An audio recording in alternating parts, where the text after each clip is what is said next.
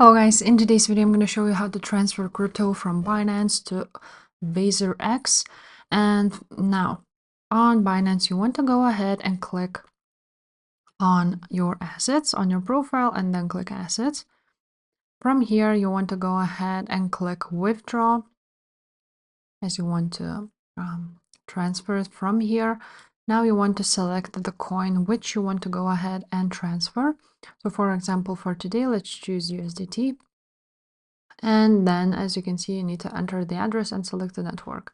So you want to go ahead to Wazirx, and from here you want to click on funds and deposit. Now after you will click deposit, you will see a address. Now I cannot submit my KYC for verification because I'm not in India, but basically you will get your address here and you want to go ahead and copy it and paste it here on Binance. There will be like this address basically. Then you will select the network has to be the same as you have seen on Wazirx. So for example, it might be Ethereum network or any other from these.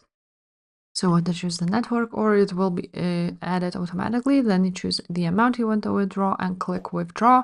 And after this, it will be on your Wazirx platform. So if this video was helpful, make sure to subscribe and I will see you next time. Bye.